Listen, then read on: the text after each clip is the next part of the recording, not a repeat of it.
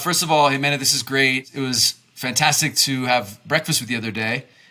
It's the serendipity of Mexico City, right? All of a sudden, you're like, you show up at the wrong meeting and you get to, connect with all these investors and there's all these great conversations happening. So I'm glad that we got to connect. We've connected a few times in person. In fact, fun fact, the day that you kind of announced that you were joining ALLVP, we also met in person. So I feel privileged to have you on here, and thanks for making the time. No, thank you, Brian. It's an honor.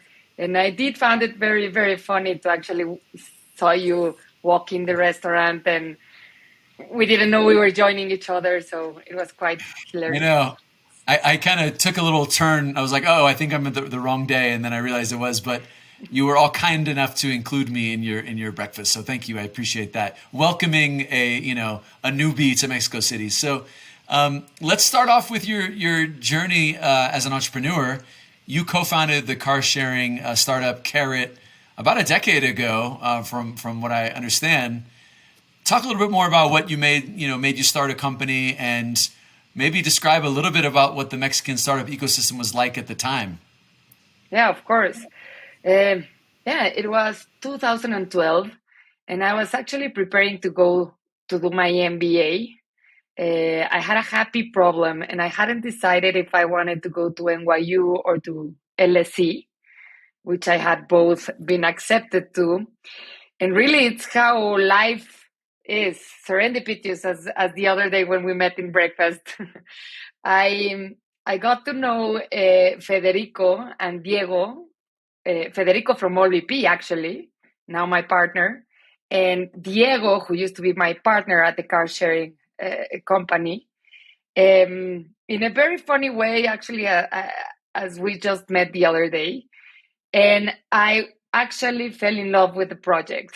I mean, now that you live in Mexico City, like the traffic problem is a huge problem, and it's actually a problem for all of LatAm's biggest cities.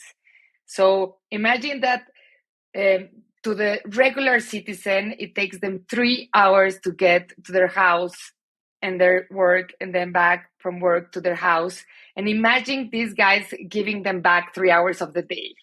They can be with their families, and they can work even better. They can work out. They can have like a huge impact in their lives. So actually, I was inspired by it, and it was easy to co-found it along with a talented co-founder as Diego. So I pushed back my MBA. Actually, I pushed it back not long enough that I never went to actually do it.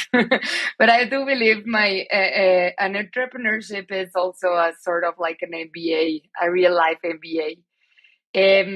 So we launched on 2012, and actually I can remember only like mostly 3 to 5 VCs available in Mexico. Some of them very, very, very small. And we were ALLVP's first investment. We actually like co-founded it with Venture Institute, that was actually ALLVP's accelerator back in that time. So it was amazing to be like a trailblazer company for the entrepreneurial ecosystem of Mexico. And what were the challenges that you faced, during that kind of time? Because this is 10 years ago, and you look at, things today, and, the amount of people that are like excited about joining startups is much different than 2012. I can imagine. I mean, I was in Brazil even before that, and I think it was, quite similar. And so, but when you think about the Mexican ecosystem specifically, what did the tech scene look like in Mexico 10 years ago? Because, I wasn't really around much in Mexico at the time. Sure. I do believe that Brazilians were a few steps ahead of us. There was one challenge that was capital. Like nobody was investing in a VC sort of backable thing. It was more like private equity sort of deals. So it was hard to get capitalized. Second, talent. Like we were back on those days, like everybody was taught to be like maybe this corporate guy, multinational, and become the CEO of some big company from global company, and that was like the goal. And there weren't enough people like open to quit their actual jobs and join a startup and a promising different enterprise and disruptive enterprise. So acquiring talent was very difficult. I think it was the hardest thing for us back on that day. And thirdly, technology. We don't realize how much we've advanced in these 10 years. Like I remember one of the hardest things we had to do in the platform was payment solution. It was so difficult to actually get paid. And now like I see, and there are so many solutions for a tech startup to just get paid. And as payments, there were like so many challenges that I see that technology has become like we have adopted better. Now that you live in Mexico City has free Wi-Fi for everybody. Like back on those days, we did not have that. We did not have that much adoption of the internet, etc. So it's been a fast development that I don't think anyone takes the time to see. Como Mexicana, as someone who understands the culture quite well, and has spent your life here, a good portion of your life here, how have you seen the ecosystem evolve in terms of willingness to jump in and join a tech startup versus those early days in 2012? I imagine there was some difficulties to convince people to jump on board with you. How do you see the current state of affairs, and how do you see that kind of projected out looking forward? Sure. So yes, I happily can say that it's been evolving in these 10 years. For example, in what happened in Argentina with Mercado Libre, right? That what they did is that they developed so many people, and those people became then entrepreneurs. So it becomes these big successful companies become like a big engine of talent. We also have seen that in Colombia, maybe with Rappi. Now I get to see a lot of Rappi founders that they mostly were working at the speed of Rappi. And I see it now in Mexico with all these big unicorns going on, that now many people are willing to leave their actual jobs and their big corporate jobs to take this risk and go and to work in a faster paced, more motivational and bigger outcome, right? And what I've also been seeing, and what I've heard, that it not only comes like from the good side that we're developing people, but then there are some opportunist people. I've also heard from a few friends, entrepreneur friends, that with all the capital available last year, many people started working in some companies and startups, and it was very difficult to retain talent because they will go jumping from one unicorn or one startup to another, and that is a shame, because sometimes it does take you more than 6 months to actually get to know the business and to actually develop the skills and to become really talented in those specific tasks. So I can tell that, or my recommendation would be for people to actually find some topic that they are actually passionate on, and find a startup who's solving that, and maybe like try to get a good career out of it. And that will be the talented people that will found the next big unicorns in the region. Yeah, I think you can really progress and make a massive impact, and if you stick around for one of these companies that's on that growth trajectory, what I often kind of like to reflect on is that, the individual stock price of the person, when you're part of a success story, your individual stock price goes up too, because you learn at a much faster rate, and you don't get that knowledge jumping from different place to place because you don't get to finish, kind of what you started. And in your career, after Carrot, you spent a few years as a product manager at Facebook. Why and how did that, happen? You made the jump from entrepreneur to tech executive and now investor. So you've kind of covered the the whole, playing field here. But tell us about that jump to, joining Facebook. Of course. So basically, after Carrot, I'll be completely honest with your audience, but I was burned out. and I needed a corporate work to rest. And actually, if you think about Facebook or Meta, like it's not a company where you go to rest, right? Like it's moving so fast and it's breaking things, and that's even the mojo of the company: move fast and break things. But I needed like the stability of a big corporate, and what I found in Meta was the best product school that I could find. And I, even when I was inside, I called it my entrepreneurial rehab. And I do believe I spent 4 years in rehab. Nevertheless, once you've been in the other side, like in the entrepreneurial side, like I started to feel a lot of FOMO, like what everybody was building outside, and how fast things were moving, and how the ecosystem was evolving, and how it was growing. And for example, Latitude, right? Like how big of an engine has it become in the region? And I just I think I needed to come back. And I think it happens a lot in these big tech companies, that people go and get knowledge and then go out and build something.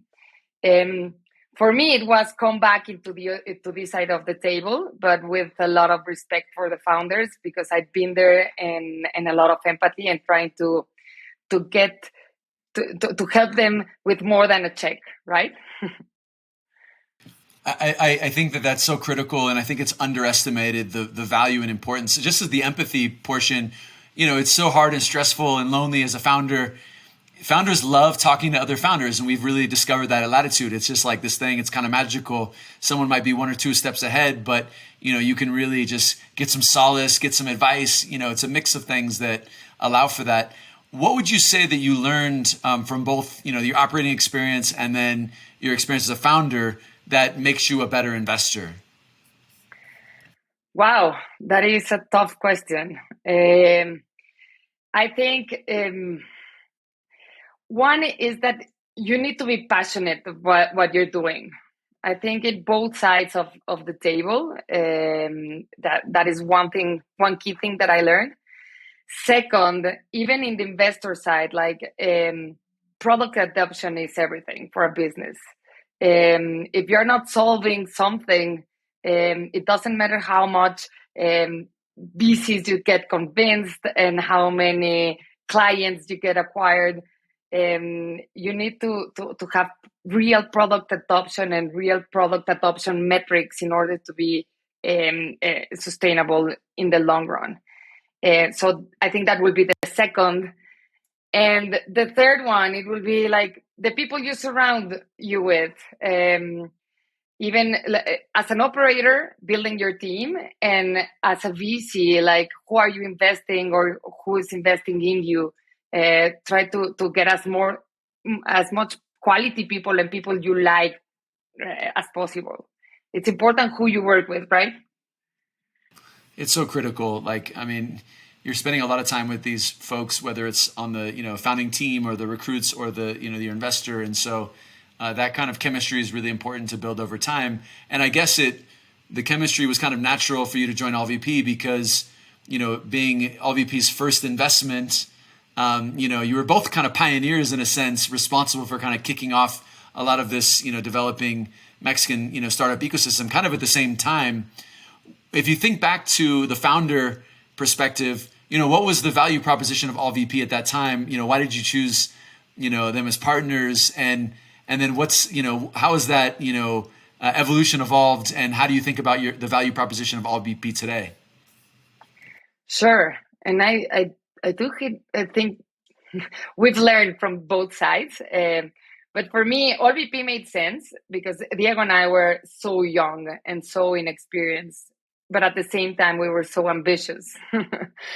So I guess that we needed a lot of advice, and advice from like Federico has a lot of operational skills, and I think he helped us out from the beginning with that. I think we both learned a lot. It was ALLVP's first investment, and now the ALLVP that I've seen today. I think there are some strong things that's still the same. For example, how ALLVP is very founder friendly, and how we try to get this empathy to try to get the vision of the founder instead of just like imposing ours or just giving advice from thin air.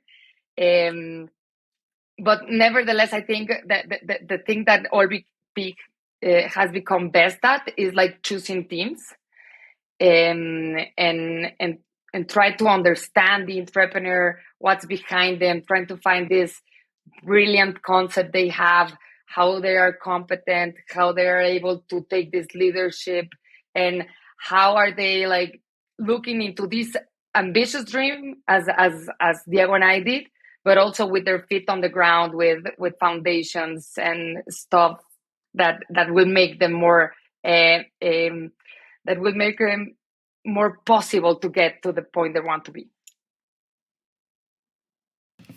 Now you at ALLVP, you're investing in startups that solve some of the hardest problems in Spanish-speaking LatAm, and you're putting money behind these new solutions in markets that are super regulated, they're complex, they're inefficient. The financial sector, education, healthcare. These are like big, meaty kind of business sectors. What is ALLVP's approach to kind of helping early stage startups kind of tackle such a daunting scenario if you're building a fintech in a highly regulated area? How does ALLVP kind of roll their sleeves up and help? I'd love to hear from you. I've heard from founders and I've heard some good comments, but I'd like to hear from you and how your perspective and how you discuss that internally. Of course. So basically, we do not invest in things we don't understand or we don't think we will be able to actually give value other than a check. So I know this sounds redundant, but sometimes we do pass in a lot of great deals, but it's because we're not the right fit, because we don't get them, because maybe we're not smart enough or we don't have the network to actually help you out. So for those guys that we've done so, like I promise we do recognize you have like this amazing solution for the region, but we're passing out because we are not the smartest money you could get. Leaving aside that, that's what we try to focus on the teams. Like, how is ALLVP actually going to be helpful to you? Like, is this, like, for example, with fintech, we feel very strong knowledge from the fintech regulations in Spanish-speaking LatAm, not only Mexico. So that's an industry we feel comfortable on going into. Because we know we can help you out with that. Also, we have a big, strong network in Mexico. As you know, I'm Mexican. Federico is French-Mexican. We have a strong network in Chile. Antonia, my partner, is Mexican too. We have people from Colombia. We have people from Peru. So these are regions where we know we can help you out with our own connections. And that's another strong value proposition from ALLVP. And additionally, we have the operational skills for the industries we go to. Otherwise, like I would recommend the entrepreneur to actually get someone who will be best fitted to help them. I think it's really, really important advice for founders listening. When you're talking to ALLVP or any investor for that matter, you should research the type of investing they do. Look at the portfolio. I see so many founders that send me.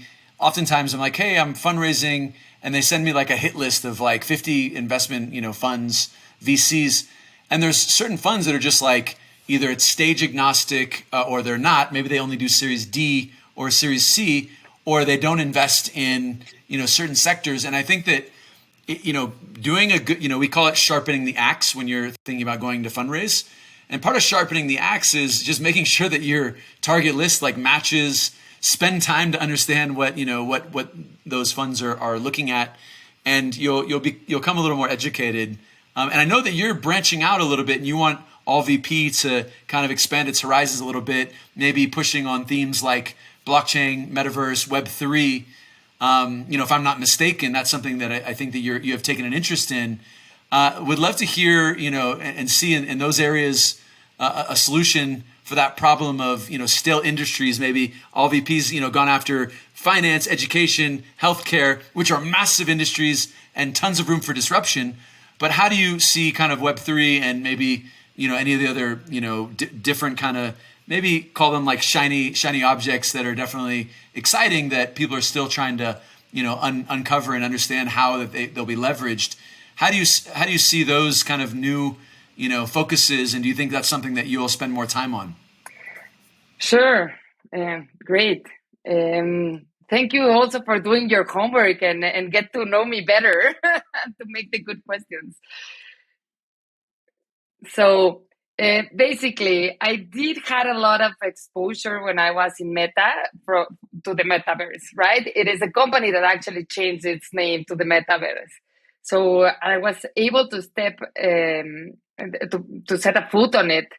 And what I'm trying to get, and I invite anyone who's listening, is that we see a lot of Web3, we see a lot of crypto, we see a lot of NFTs, and I do understand the value of it, like trading and digital scarcity, etc. But what I'm trying to find is this gem that is actually solving like very functional need with a very functional need with blockchain. I want to see it not only like in fintech or in like collectibles or gaming. I would like to find this hard problem being solved with these new technologies that I think it's there, and I haven't received it in my inbox. So it's basically an invitation from your audience. No, I'm sure there's someone out there cooking something up. It's one of those things where, like the criticism of, for example, blockchain is that there's a central database, something you can use as a typical database. You don't need to use blockchain. But I think that the people that are skeptics, it feels very familiar to pretty much every era of innovation. And maybe, it's hard to articulate exactly what the solutions are. But, when there's that many people, smart people working on something, it's kind of a strong signal, and you got to get ahead of it. And, for those people that are, critical of it, they're definitely going to be playing catch up at some point.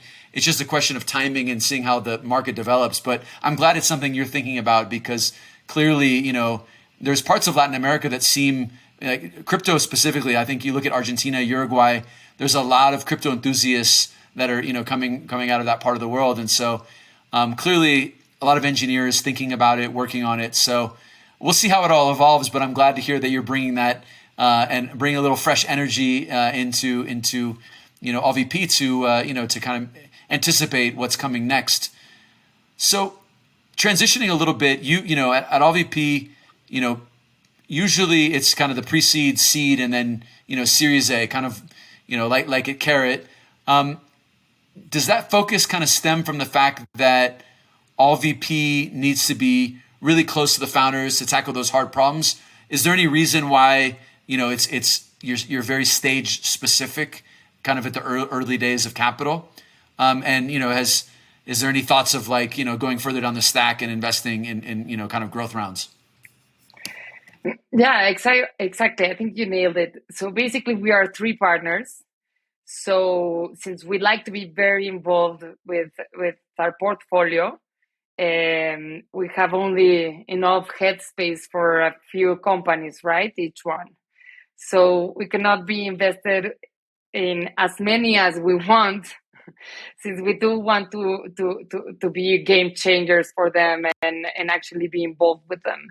So it's mostly seed and Series A.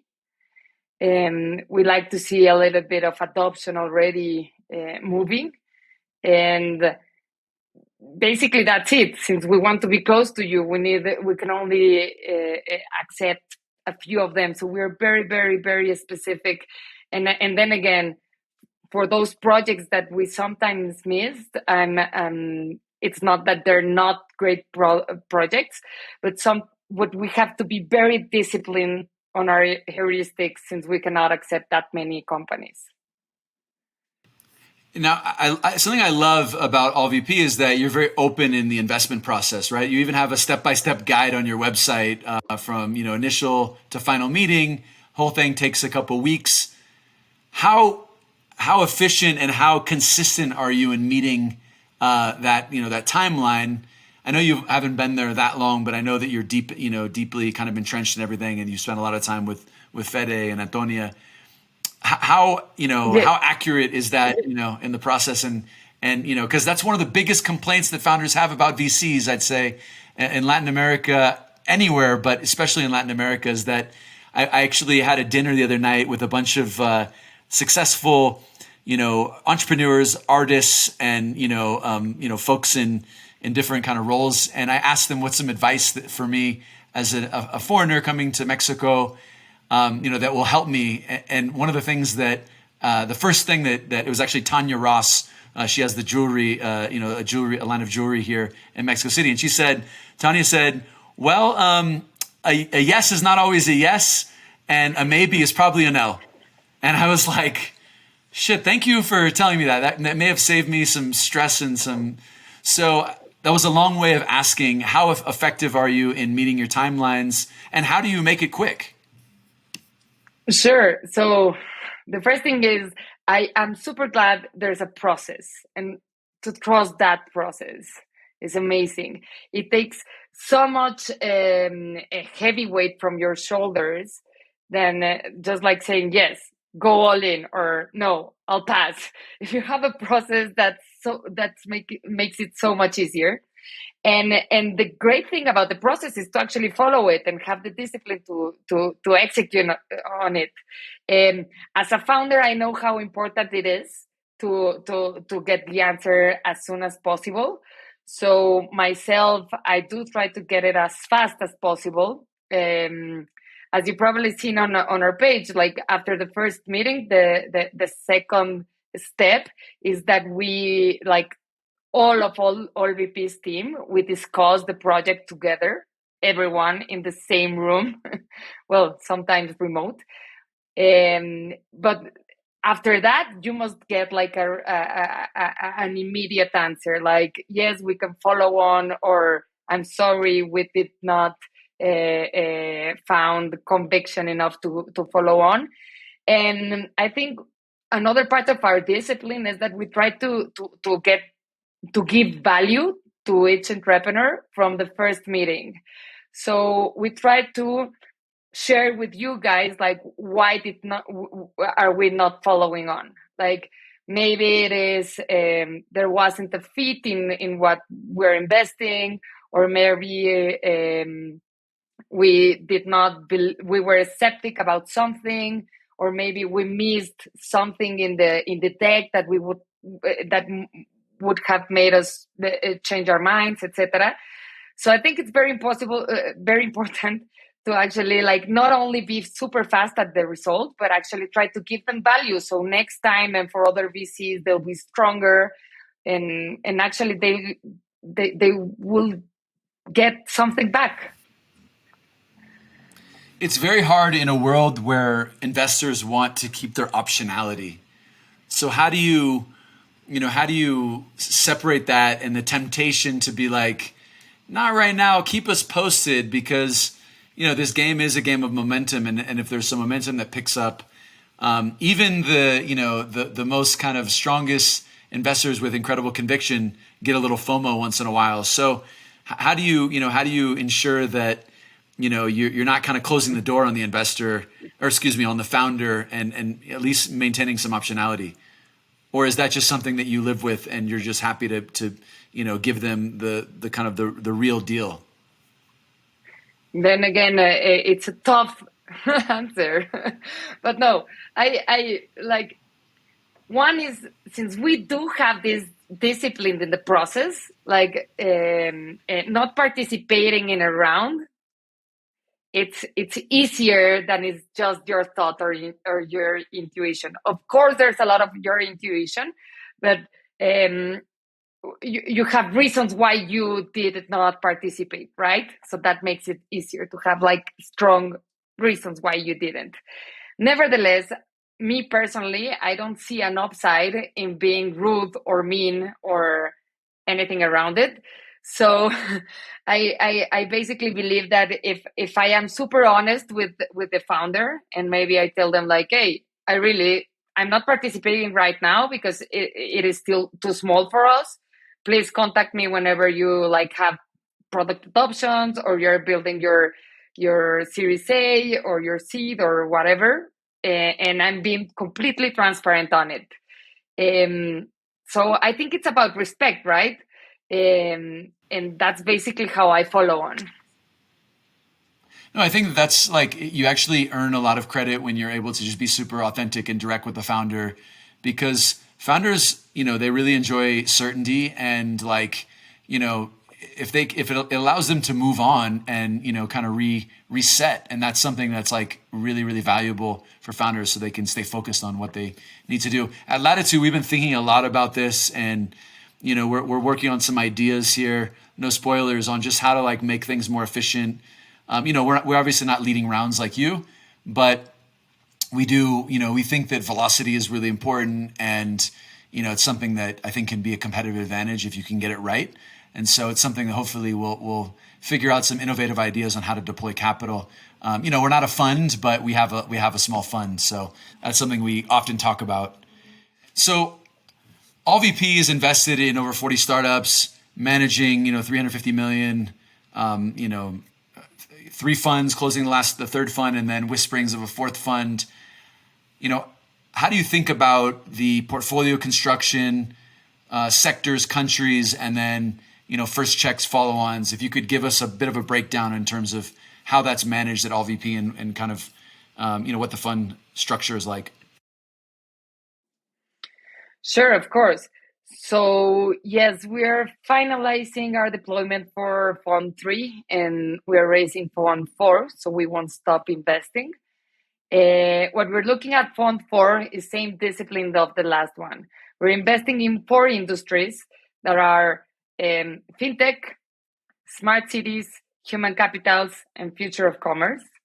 And it can be solved as we mentioned with different technologies, for example, blockchain. And we are looking at Spanish-speaking LatAm, but also Brazil. Not Brazil to win Brazil, but Brazilian companies who want to win Spanish-speaking LatAm. I think we could be very helpful for them. We're looking that Fund 4 will have probably another 15 companies in the portfolio. And as I mentioned, we're only 3 partners and we want to be very invested in them. And that's why we keep limiting to maybe 5 companies each one.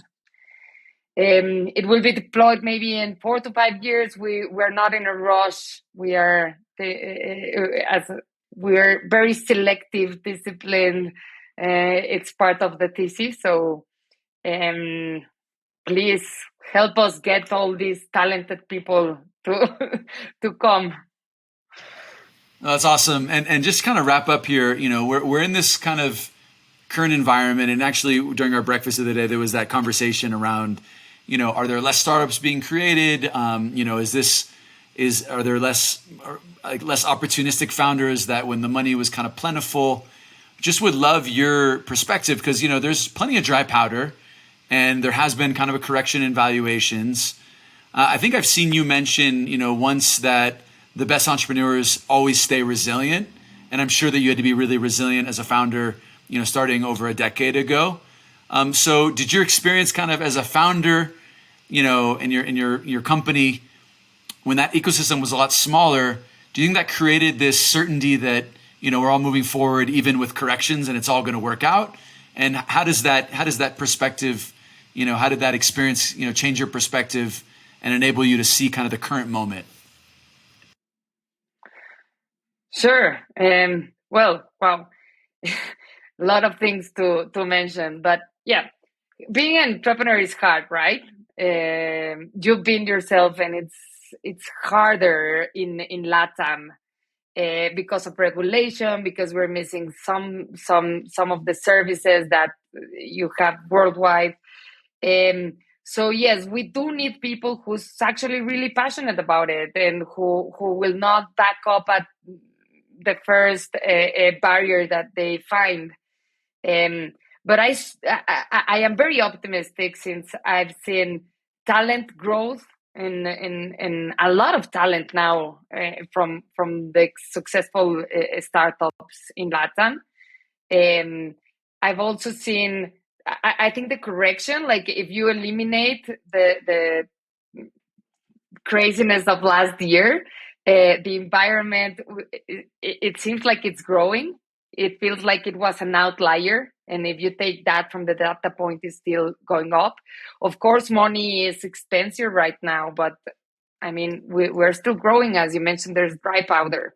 And the last thing is that there are so many needs in Latin America, and they haven't been solved, and they won't be solved unless these talented people actually get their hands on it.